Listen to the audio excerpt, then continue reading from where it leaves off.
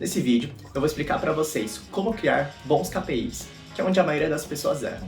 Esse é o segundo vídeo da série sobre o tema KPIs. Então, se você não assistiu o primeiro vídeo, vou deixar um link aqui em cima no card ou aqui embaixo na descrição. Se você estiver gostando de vídeos desse tema, não esquece de curtir o vídeo, se inscrever no canal, ativar o sininho e compartilhar com quem mais possa ser interessante. Meu nome é Alexandre Saito e essa é a Educa Negócios.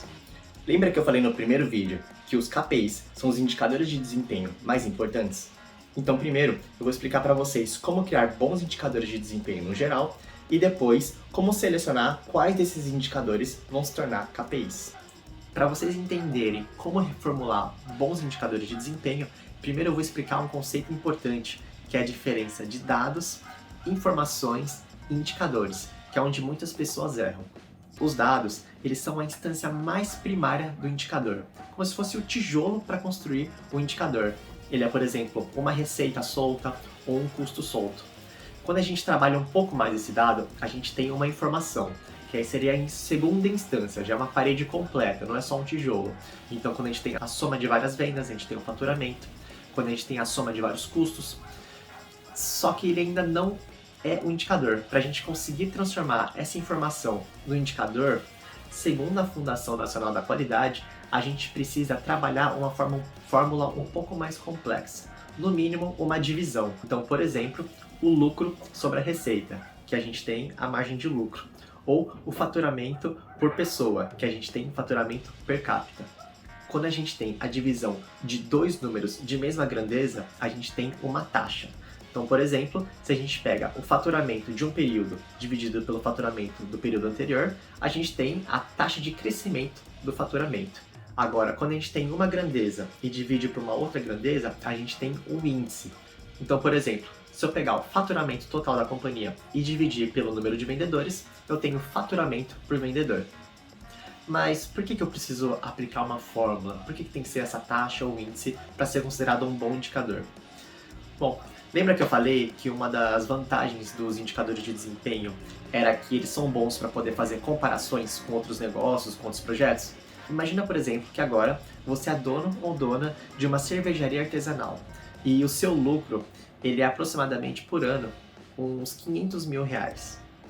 Agora, como você vai comparar o seu lucro com as grandes cervejarias que a gente tem aqui no Brasil, que faturam bilhões de reais por ano? Não tem como você comparar muito assim o número bruto lucro comparado com o lucro de uma empresa grande. Então, não seria muito mais fácil se você usasse, por exemplo, a margem de lucro? Você usar o percentual que você tem de margem de lucro, por exemplo, sei lá, uns 15%, comparado com uma grande empresa, esses números começam a ficar um pouco mais comparáveis. Muito mais fácil do que você pegar um número arbitrário aí, pega o lucro, que é um número absoluto, muito mais difícil de você comparar.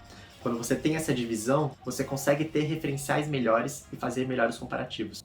Então quer dizer que eu posso simplesmente pegar dois números arbitrários, dividir um pelo outro e eu vou ter um bom indicador? Infelizmente, não é bem assim que funcionam as coisas. Existem 7 critérios e boas práticas principais para você conseguir formular um bom indicador. O primeiro critério é que esse indicador seja importante e relevante para o seu negócio. Então que ele esteja atrelado a alguma coisa fundamental da sua estratégia.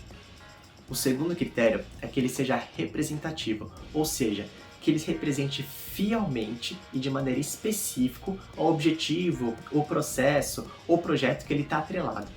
Dessa forma, você consegue mensurar de maneira precisa se aquele projeto ou se o seu negócio está dando certo e está evoluindo ou não.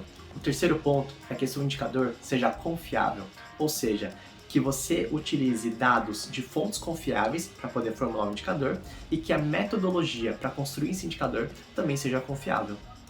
O quarto ponto é que esse indicador seja de fácil disponibilidade, ou seja, que seja fácil e rápido coletar esses dados e que seja economicamente viável.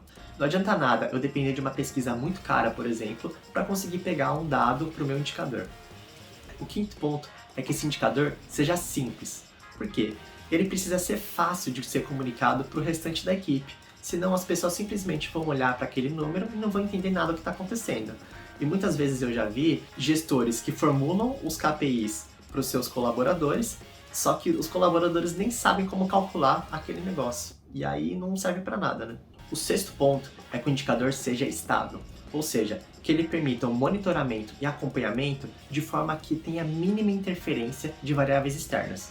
Por exemplo, se você vende sorvete, as vendas de sorvete provavelmente elas são melhores em dias de calor do que em dias de frio. Mas as variáveis meteorológicas você não consegue ter muito controle, depende muito de variáveis externas.